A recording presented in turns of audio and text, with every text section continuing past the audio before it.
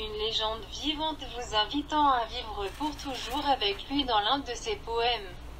Shambhara Ramalinga Swami expose brièvement toute l'essence de sa transformation et dit que le Seigneur a fait de lui un corps divin intégral qui ne se distingue ni ne se divise entre l'âme et la chair.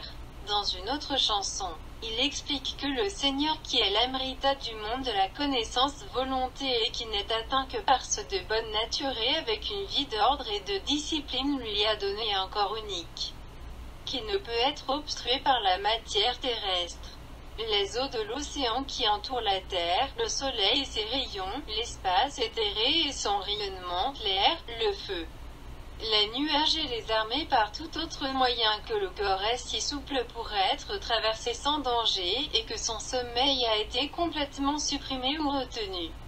Dans une autre chanson, le Swami dit qu'il a prié le Seigneur pour un tel corps éternel immortel et indestructible qui ne peut pas être soumis à la mort par les éléments de la nature, par la maladie, par le dieu de la mort, par les planètes ou les influences planétaires, ni par arme de mort, ni par aucune autre action violente d'autrui, ni par aucun autre moyen que ce soit, et le Seigneur lui a rapidement donné un tel corps et le Swami supplie le peuple de chercher le Dieu de la vaste grâce lumière.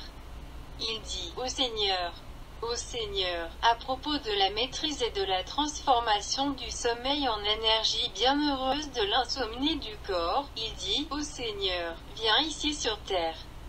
Tu m'as donné des richesses de progrès évolutif ou de transformation en m'empêchant de dormir, en retenant mon sommeil. Le Seigneur du monde doré de la connaissance m'a donné une félicité ou une aisance heureuse.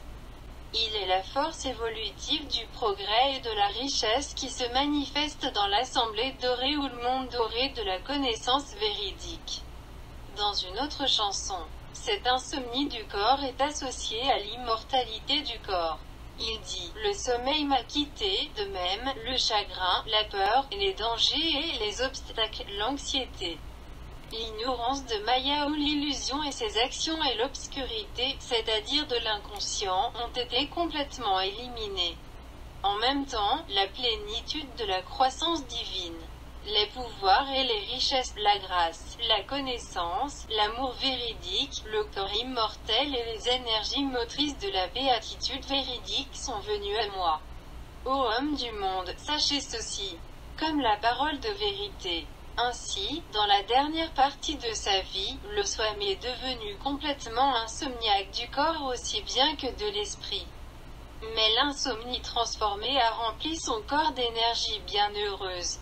Dans la dernière partie de sa vie, il ne prit comme nourriture que de l'eau bouillante avec du sucre, comme le rapportent les notices biographiques données par ses disciples.